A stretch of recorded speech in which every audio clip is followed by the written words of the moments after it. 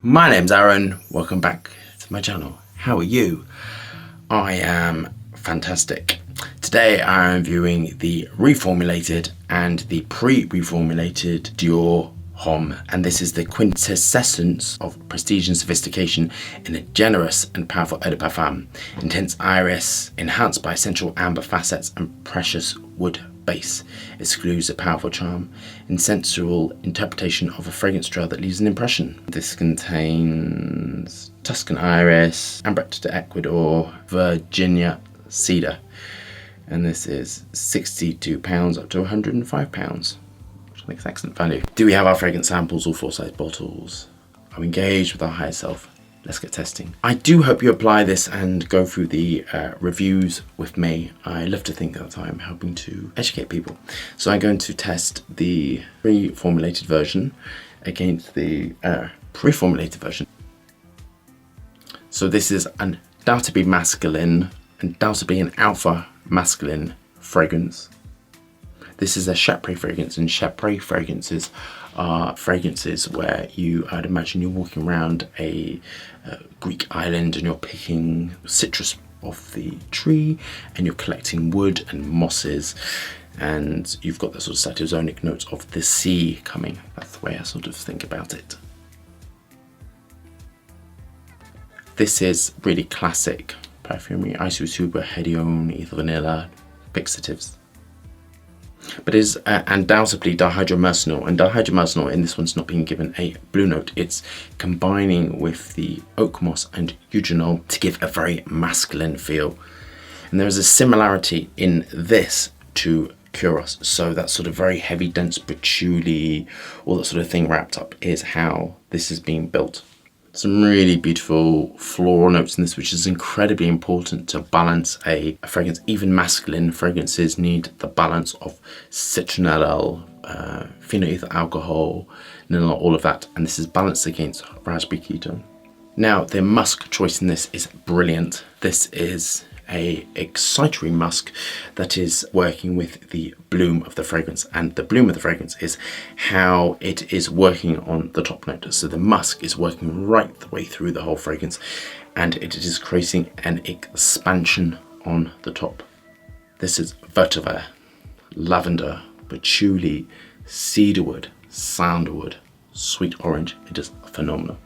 Now, interestingly, this contains ionones. This does not contain iris at all, and this contains the 3 forms of ionones. This contains the alpha, the beta, and the gamma form, and the alpha ionone is sort of slightly more floral, the beta form is slightly more woody, the gamma form sort of is used more as a fixative actually and as a blender. So whereas the alpha and beta form can be used to create an iris or a lipstick called when mixed with geraniol, when you have the gamma form, that uses a fixative, and it's used as a blender and fixative in a lot of oriental fragrances because it's not as heavy and dense. And interestingly, the reason it is called alpha, beta and gamma is because of where the double bond sits in the cyclohexene ring. Alpha form is there, the beta is there, and the gamma is there. And the difference in where the double bond sits gives you a different smell, and that I think is again phenomenal, that the placement of a double bond within a ring structure is phenomenal.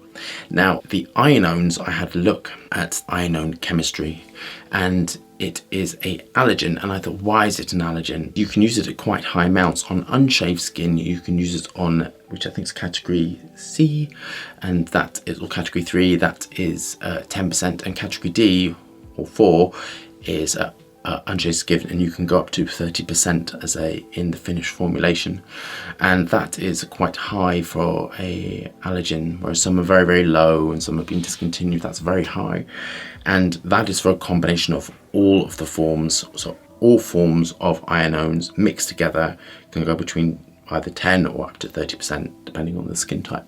And I thought, why is it an allergen? So as a scientist, I'd like to know why and tell me why and prove to me why. So I had a look, and there isn't really much. There's a bit to do with sort of genetics and things, but nobody's really going to eat it, and applying things twice a day onto the skin won't really give you that. The things I'm most interested in are if your inhalation data, Dre's data, and irritation data. They're the three things as a perfumer which I'm sort of interested about.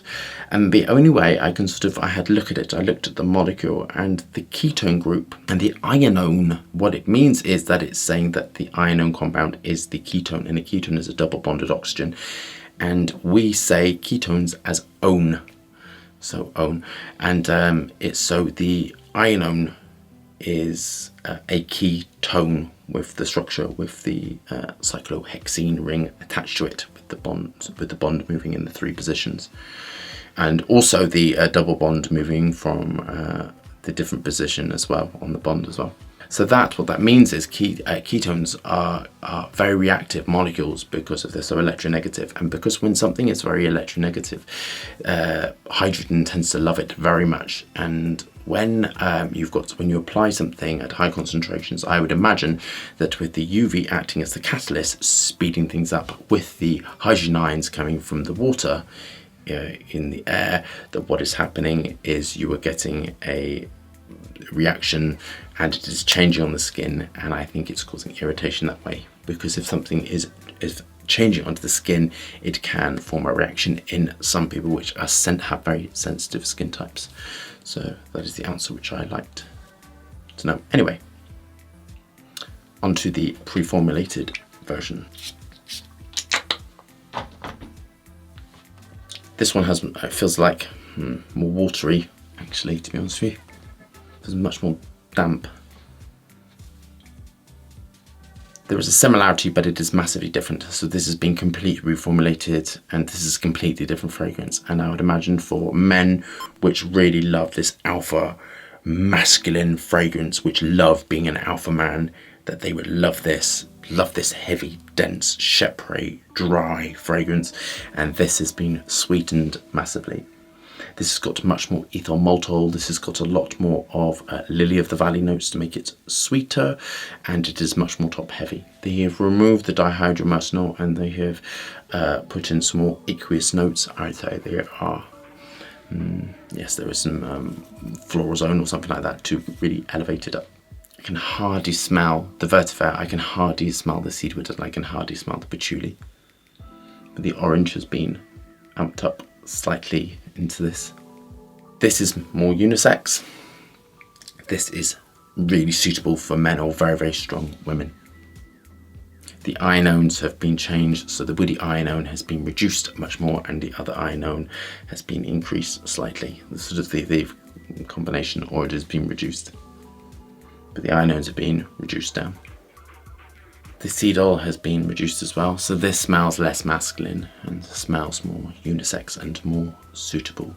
And this also smells like they are trying to make, I think Sauvage was so popular and such a really nice fragrance, and that's sort of such a really good combination of lots of Sauvage sits really nicely between sort of fruit compounds and sort of ozonic compounds and all those sort of things. It's a really good fragrance, and I think that's what they try to do with this, is sort of almost like reinvent the wheel. The musk has been toned down in this. I think the musk has been changed quite a lot, actually.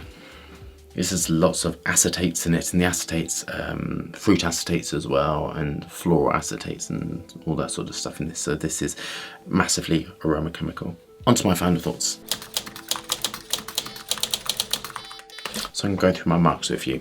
These smell like completely different fragrances, and I do have to say that, as I've said before in this video, if you are a really strong alpha man and you want something really uber masculine, very woody, fast setting on sort of leathery, maybe slightly petrol-y with the sort of the way they get the eugenol, all the sort of thing working together, it just smells so masculine.